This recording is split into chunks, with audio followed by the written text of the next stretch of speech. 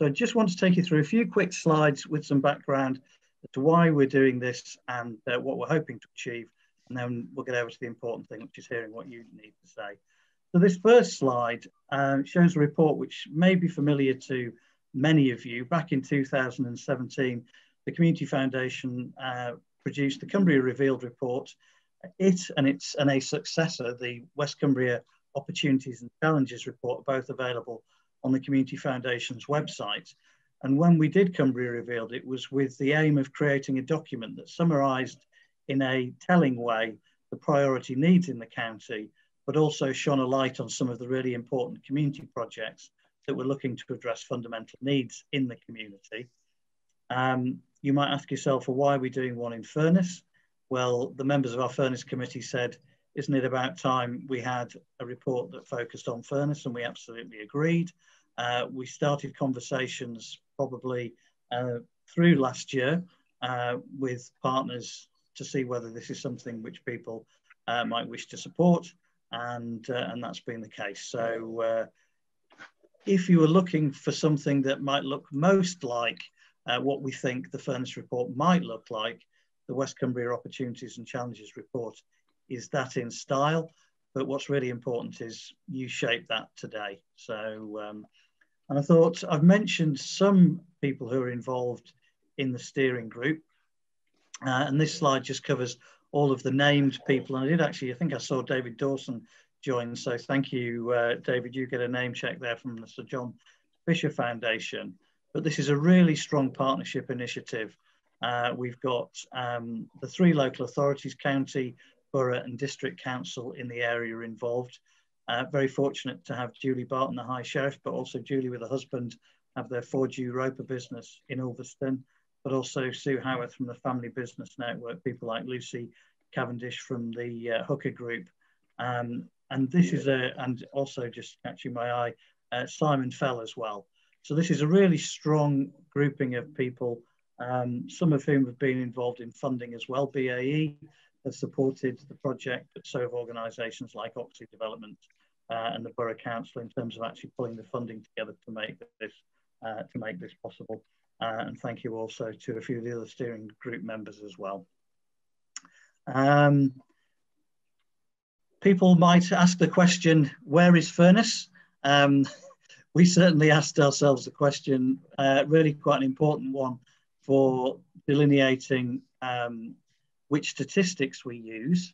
And some of you will know that the boundaries of Furness are contested, not in a terribly rowdy way, but some people would suggest that the Cartmel Peninsula is included and some others would say not. We've played it safe and we're using all of Barrow plus those South Lakeland wards that are listed. So we've chosen not to stray into Cartmel and Grange. But it doesn't mean to say that the Community Foundation doesn't have an interest in those areas. It does, but for the purpose of this report, this is the area that we've chosen. It also happens to be the area that we use within the Community Foundation for distributing grants through our Furness Committee. So that's there. And then this slide is just really for those of you, many of you we know as grant recipients from the Community Foundation. So I think you know what we do as a grant maker. What might be less well known is how we make our grants or how we're able to make our grants. So that's just a screenshot from the homepage of our website. And we actually manage now over 100 different grant making funds on behalf of families and businesses, public sector organisations. And part of the reason for doing this report is to actually inform and shape our grant making. But to give you a bit of an idea of our most recent activity, we've distributed this year, this year just gone, just under £500,000 into Barrow and about £500,000 specifically in relation to COVID response alone. The total grant making spend for the Community Foundation this year will be £5 million across the county. And we build endowed funds, these are invested funds, which now stand at 25 million and growing. So this report is really important for us to inform our grant making and our work in the future. So I've already touched on some of the questions as to what the report will be used for. I think one of the really key things that we hadn't expected when we produced Cumbria Revealed, but which we do expect as an outcome from this, is when we produced our 2 reports, we found local charities found them hugely important and helpful as a tool for their own fundraising. But also they've been a great way of bringing other funders together and other bodies together to actually discuss what are the most important issues and how can we work together to address them. So there's a form of sort of coordination and coherence that's really important. So as well as informing the Community Foundation's own grant making, it informs other organisations. And for us as an organisation that promotes philanthropy, it's also a really important tool to put in front of people who perhaps don't necessarily understand quite how pressing some of the needs are in our communities, and help them actually decide that yes, they might wish to become donors to the Community Foundation or support other community organisations on the back of the learning that comes through producing reports like this. And then the final thing to say is a couple of things. We aim to have the report live by June of this year, but the Community Foundation plans to keep the data sets live and monitor those over time, and to actually update them over time. So this would be a living document. So just before I go on to the final questions, I think the other thing that's just really important to say is that going back to the broad partnership, this is planned very much to support and complement. There's a tremendous amount of very exciting regeneration activity going on at the moment. And all of the people involved in that are very warmly welcomed this piece of work as something that will complement that activity.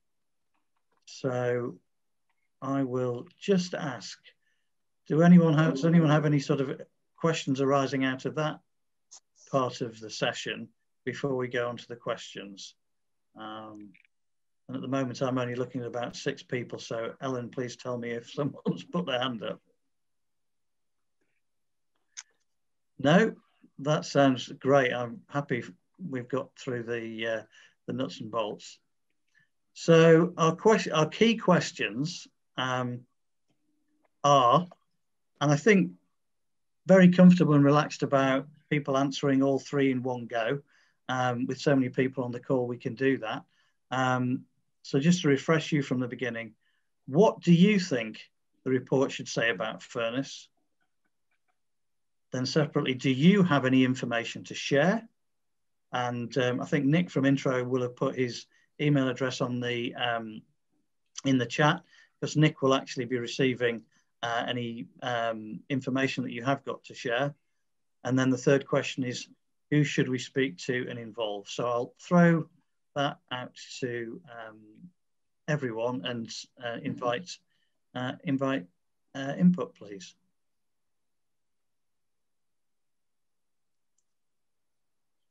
And don't be shy. Oh, Anne, I can see you. I saw Anne Diss. I've also seen Anne Thompson. So should we do Anne Diss first and then Anne Thompson? And I think I may have another person after. Good afternoon, everybody. I would like to say, I think one of them, answering the first question, what do you think the report should say about Furness? I think one of the most difficult things about Furness is that it is so multifaceted. And because it's multifaceted, especially to external funders, they have a veneer of the large industry and successful parts of Furness. But I think this report needs to paint a clear picture of the pockets of deprivation and the causes of that deprivation, both rural and urban. That would be a big thing to be able to do within this report. Thank you, Anne. Just in answer to the third question, I think you should talk to a lot of young people, but a broad cross-section of young people, including those with higher level needs, because I think one of the utterly critical things that Furness faces is serious issues of redundancy among young people and those coming up to that stage. Thank you, Anne. Nick, do you want to just describe some of the offers and the actions we picked up from last night's meeting? Not suggesting, and I'd encourage more of the same, but it might be helpful for people to know what we'd already picked up, particularly with regard to Anne's comment about talking with people. Yeah, it was mentioned last night about young people. We'd already have the ball rolling with Furness College to give young people there an opportunity to contribute to the report, perhaps in the form of photographs, which could be used in the end product. And when that was mentioned last night, we had a few people on the call who asked for that to be extended to other kind of age groups.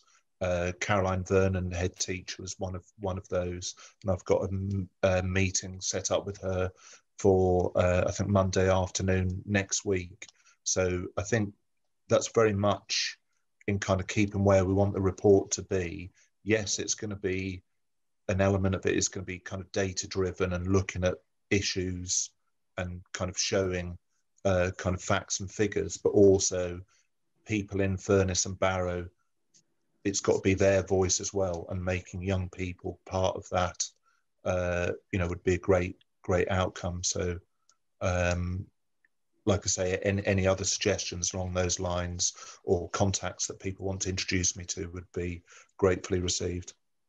Thanks, Can I Nick. just say, sorry, can I just ask really of you that you would ask a broad cross-section of young people, not just those who successfully go through further education and then on into employment, but I could introduce you to some young people who would find it very difficult to do that, who I think would contribute well. Thank you, Anne. No, absolutely. Point well taken. Can I invite Councillor Anne Thompson? You've been patiently waiting. Thanks, Anne. Oh, I'm very good at patiently waiting. Thank you very much. Hello, I do know quite a few of you on this call, but I'm not only here as leader of the Borough Council, I'm also here because I'm Chair of Trustees at Women's Community Matters. And I know that you've done a lot to help us with funding things and, including most recently with the COVID response and our Young People's Charter, which really went down really, really well, and we still use it on the council.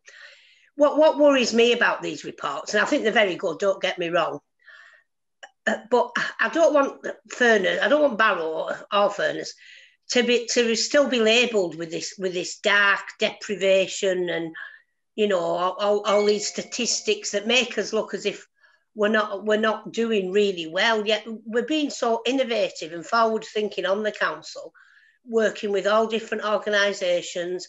We've just done a constellations project, which will be ongoing with Hilary Cottam, where we've actually spoken to people about what they think about Barrow and what they see it going forward.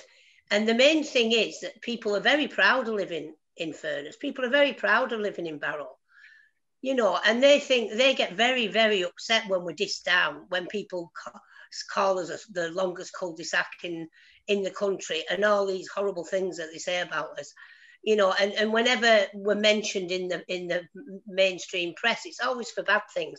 And they always show that stupid photograph of the washing lines outside the buildings on Barrow Island, and it drives me mad. We've got beautiful views in a beautiful area, and all people can see is these flats that look like the old tenements in Glasgow, with washing lines hung across them. So I think whatever these sort of things are going to do, I think we need to be starting to project a real positive image. We've got so much going on in Barrow. Our charities and our third sector organisations are some of the best in the country, and they're well renowned and regionally and nationally. They get a lot of good press.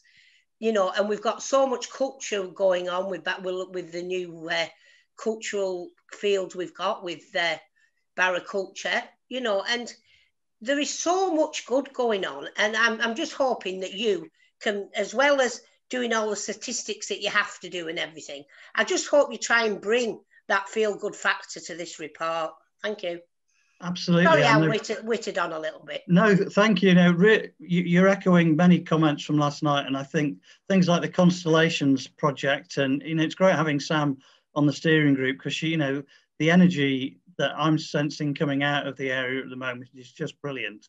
And you know, the West Cumbria report was called Opportunities and Challenges, and we really have to have sort of two sides to it.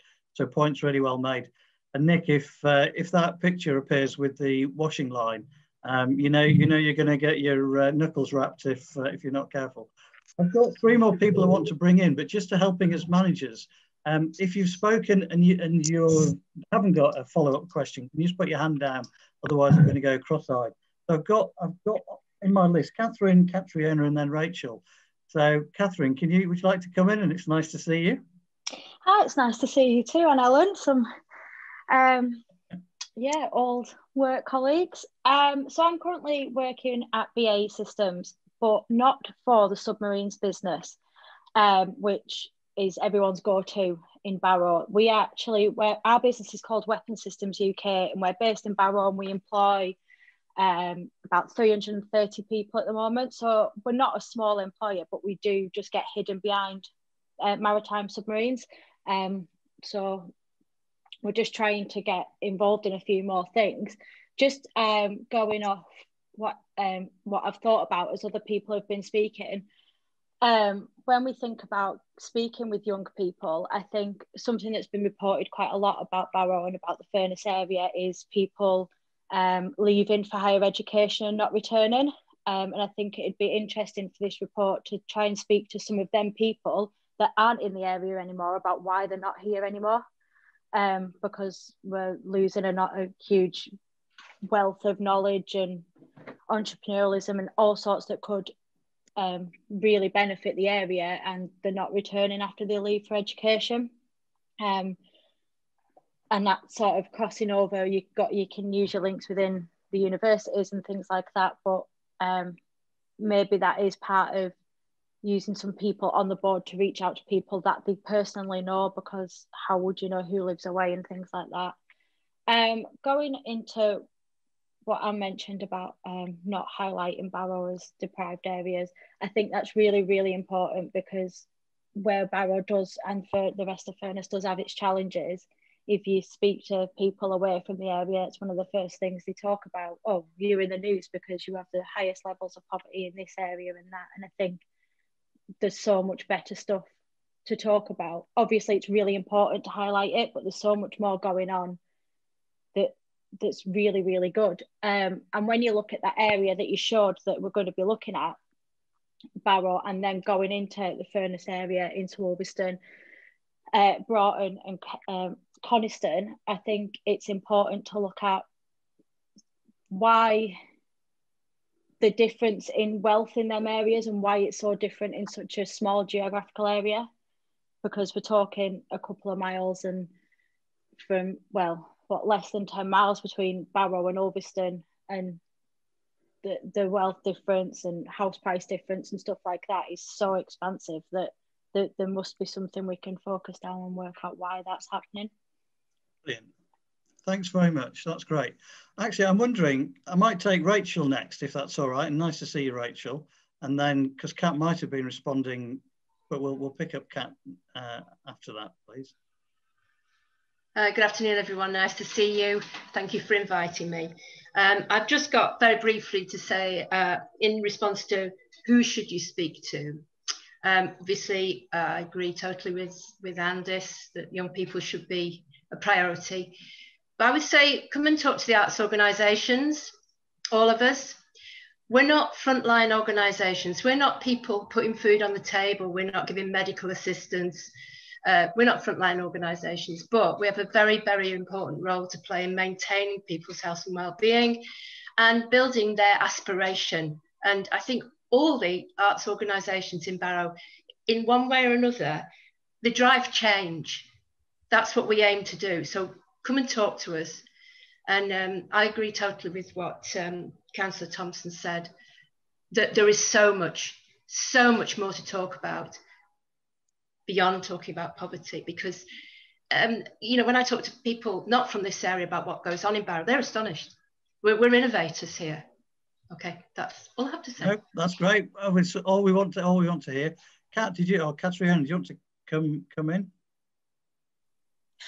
Yeah, I just wanted to respond to some of the issues that have been brought up, which I think are all brilliant, and just kind of reassure people that while I am like looking at statistics in order to highlight, just to get a true picture of what's going on, I absolutely, like, I live in Ulverston East, which is kind of alongside, not the worst wards in Barrow, but it's the part of Ulverston that's, you know, does the least well on things.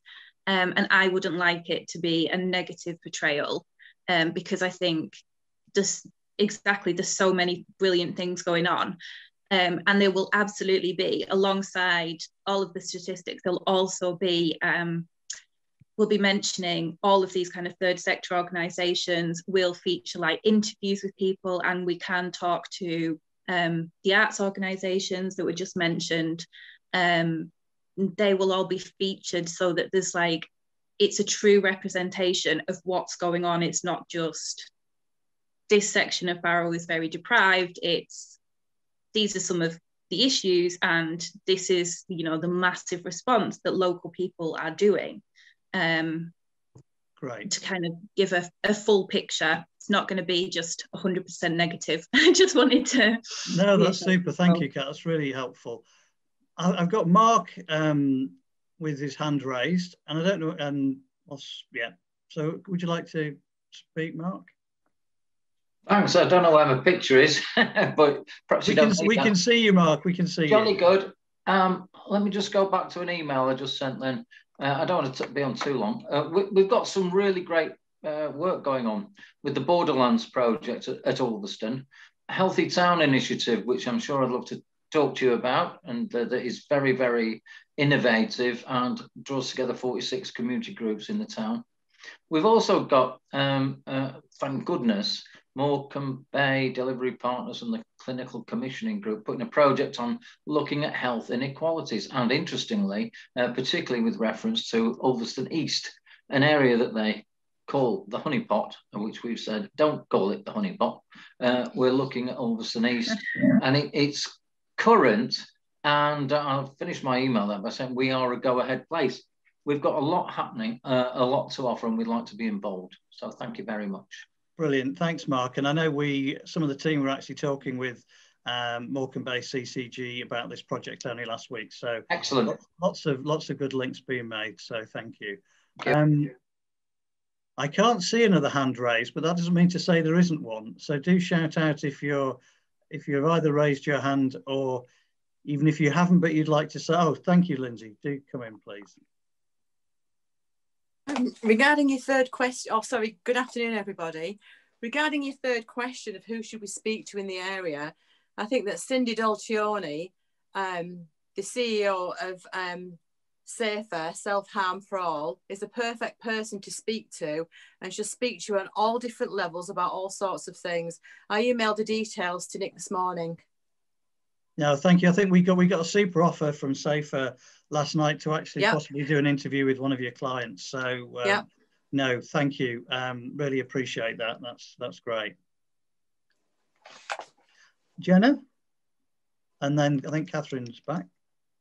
Hi, you okay there? I'm Jenna. I'm from the Sir John Fisher Foundation as well. I was just wondering what the plans are to engage with kind of Joe Bloggs that lives down the street, because obviously people who are generally involved with all of the amazing organisations that are on this call are generally quite involved and engaged anyway. So I'm just wondering what the plans are to engage with local people that don't currently participate in some of those groups that you know wouldn't necessarily know something like this is going on, but probably still have really vital information to offer the report. Well, you've asked a really good question, Jenna, because I think if you'd asked me the question a fortnight ago, the answer would have been probably not at all, because the real challenge for this report is, and what I think the Community Foundation's brought with its two previous reports is, we've translated a lot of numbers into coherent messages and themes, and that sometimes the man or woman on the street is done to death by multiple public sector bodies to be seeking their views. But I think I think what's been really interesting from last night and today, and be interested in Nick's take on this, is I think we are actually going to speak to a lot of people with lived experience, which is going to really enrich in this. And I think we've got an editorial group meeting in about a month's time. I think one of the questions we'll be taking back, because Mark mentioned the Borderlands initiative. So we've got the 2 area managers for the county council on the steering group, and they've talked about the consultation that they're doing. And I think what we need to do is just mine what information is already being collected. Actually, some of the data that we can look at is actually public attitude surveys.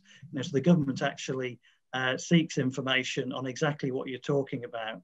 So we might do some of it. At the moment, the plan isn't to do any of it because we hadn't thought that was a priority. But Nick, do you want to share any thoughts? Yeah, it's a good challenge, really. I think it's important hearing what people are saying, that we get those voices into the report and give people an opportunity to talk about Barrow.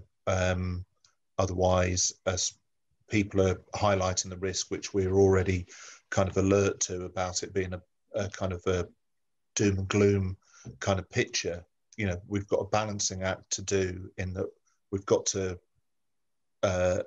paint an accurate picture, and some of those figures and things like that will be quite shocking and stark, and it's important to establish what those are, because those figures will lead to funding applications and things like that to kind of state what the problem is. But also we need all the kind of voices and other aspects in there to show the sort of sense of community, the vibrancy, and the things that are happening, the innovation, and the kind of opportunities there as well. So I think that's one for us to kind of take back. We have tried to engage with people through social media and through the Young People's Project that I talked about. So maybe we can extend some of those activities as well. Great, thank you, Nick. So I've got, just so people know, I've seen Catherine, Ali and David as hands up. So I'll take them in that order if that's okay, please.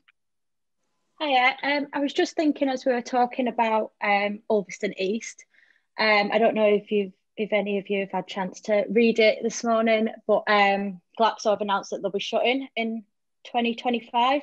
So I don't know whether it's worth speaking to someone there before they go, see if what impact that might have on the area, because it is a massive flagship thing of the town that everyone knows someone at Glaxo, and now that's going, and I think it is going to be really disappointing for the town that they haven't found a buyer and they've officially told people they're shutting. Thanks, Catherine. I think we've got Matt here from South Lakeland, but also myself and Mark are on the GSK task force. I hadn't heard that news, so that's awful. So yeah, thank you. I don't know whether Matt, you want to come in on that, or perhaps just say that there's work in progress, but it's not really the subject of today, but it's very telling and clearly has to be captured. Yeah, so perhaps ask Ali to come in next. Yeah, hi, thanks. I work for Cumbria CVS, and I was just going to ask, like, we could send something out to our Barrow and Furness members out the voluntary sector, asking if they want to have some input into this, and they could comment or get in touch with you directly. It's just something that we could do. We have, like, obviously so many members in the area, so we could obviously send them an email out regarding the plan.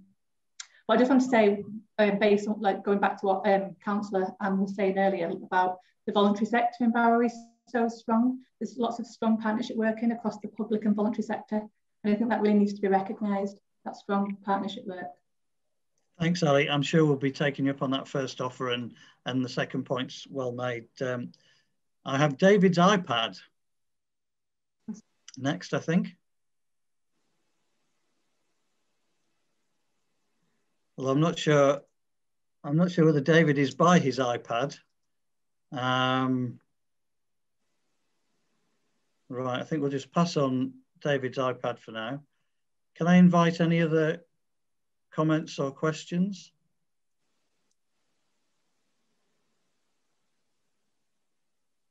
Hi, sorry, can I just... Yes, please do. Thank you. I work for Furness Multicultural Forum. I've just popped a question in the chat actually, but I might as well jump on and ask it. I'm just wondering if you've got any plans on how you might engage with people whose first language isn't English. I think with this, you know, they get left out quite a lot of the time, and with us only having a small minority, it's not always thought of to create documentation in different languages. We do struggle with that.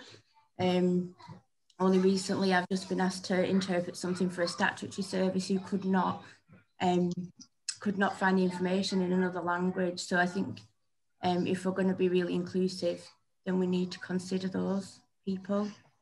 Yeah, so I think, thank you for the question, Janine. And I think we'd want to have a conversation with you, but just going back to the answer we gave to the earlier question about sort of polling people on the street, this was mainly meant to be a desk research, but equally, if we have opportunities to gain perspectives, then I think we should look and explore that. So I think we'd like to pick up a conversation with you, Janine. And I know we've supported some of your work, and it is really important that we get perspectives from across the community. The next hand I've seen is Mark Wilson, please. Oh, you're very kind, thank you. I just wanted to, not that I'm a genius or a guru on the GSK site, but the idea that it's closing is that if that is true, there are many other people wanting to use aspects of the site, and there are active plans with people wanting to pick up parts of the site, the parcels that Glax have already, we'll call it, donated. And also there's a lot of support from government, business, incoming business type people who are looking across Europe to try and invest in that site. So it's not all doom and gloom, it's heartening, despite the factory going west in its way from its current owners. Thank you. Thanks, Mark. Sorry, Barry, I think you may have been patiently waiting. Sorry, do please have the floor.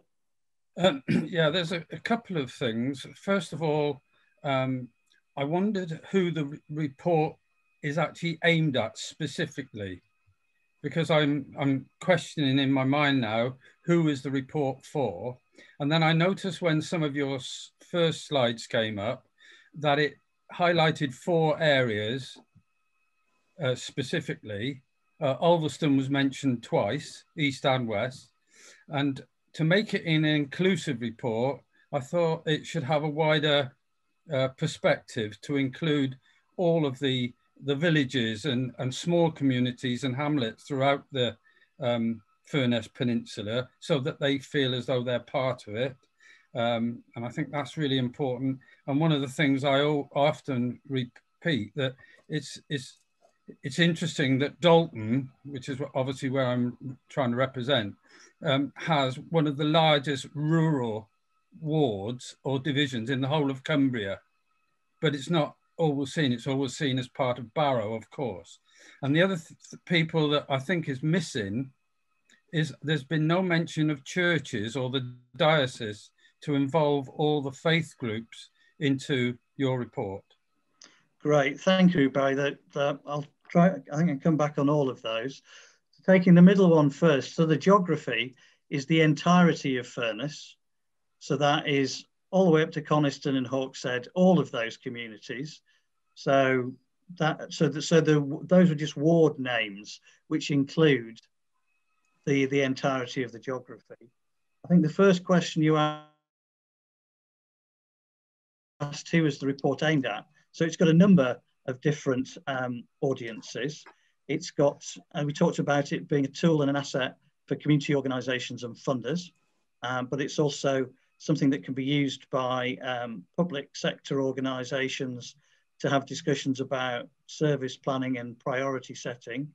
But it's also, as I think I flagged, a tool for working with philanthropists and encouraging philanthropy. So that's actually asking people to consider giving in ways they haven't done before. So I think those are those are the key audiences. And then your final point on faith groups, yes, let's make sure we do that and work through whether it's the relative bodies that represent the faith groups in the county. That's a really, really good point. Thank you.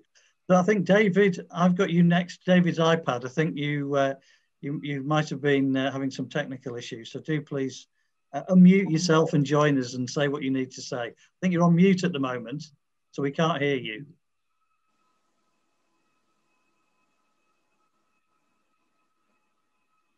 Oh, there you go. You're good to go, David. And now you've just switched yourself off again. You're good to go. The sign's doing the opposite. It's not. However, to speak, I've been in this part of the world for 50 years. I was born a Scouser, same time as the Beatles were, and I grew up with them. Not that I was musical. My parents were from Staffordshire, so that's sort of why I haven't got proper Scouse accent, you see. Yeah, I taught in Barrow for 40 years in different schools, and I just very quick, I don't know if you can see this, that was one of the, is that visible? Can you see the book I'm holding up? Yes, yep. That was 8 of us when environmental education was a popular way, and I'm so proud of this area. So I named it as Fascinating Furness, and I was responsible for this region, South Cumbria, and the Furness Peninsula. And all those little dots, if I hold that still, they are all places that we visited, that took children to, or we gave information on. And mentioning churches, you've got Urswick Church is a really ancient one, etc., etc. We got the coast, we've got the inland, we've got the mining, we've got the history, we've got high tech. We have everything. And I just well, I spent 40 years getting it over to children. I retired slightly early when the government decided that I ought to be busy getting my numbers up on tests and not taking the kids out and about and living the life.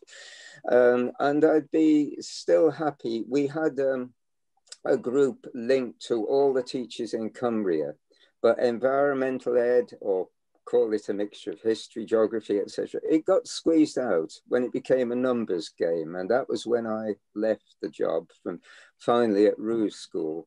But I've still got all the information, the networks, how to get to places, and also quite happy about doing shows for kids, explaining David, or taking them around. No, so thank you. Sorry. That's my contribution. No, thank you. That's really helpful. And I think you've already emailed some material over and you're just reinforcing the sort of positive messages that other people have said. Yes. And I saw Mark Wilson was on. Yeah, no, that's really helpful. Thank you.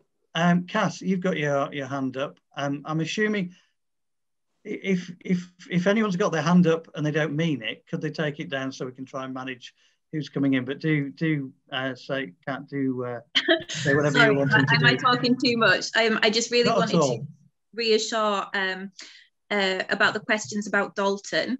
The reason that Ulverston is mentioned twice is we didn't list all of the wards in Barrow, but basically it's all of the Barrow wards, and then it's 4 South Lakeland wards, and 2 of those are Ulverston East and Ulverston West. So that's why Ulverston was mentioned twice, but it's not a kind of a reflection of the priority that's given in the report. And I think your point about Dalton is very important, that it's a different place. And I am looking at things on an individual ward level and not just, taking the average from all of Barrow as one, which would ignore these, areas like Dalton. So I am looking on an individual ward level. So I will be paying attention to these kind of individual differences of the local places too. Yeah, no, that's great. I would encourage, thank you everyone who's contributed. There's quite a lot of folk who are sat there being very wise and listening, where I'd encourage you to, to join on if you like. And I think one of the most important questions on that slide is just what information might you hold or know of? Because we know that many organisations locally, perhaps charities undertake their own evaluations, do their own reports that may not be in the public domain, but which, you know, we would benefit from having sight of. So you don't need to mention them, but equally, if you've got them and you're able to email them over, then that would be great. But I'm just checking, I can't see as yet, unless Mark wants to come in again. I think that might be a legacy hand. I can't see any other people wanting to talk. Ellen, I can't see my chat box at the moment. Are there any questions we need to pick up in the chat box?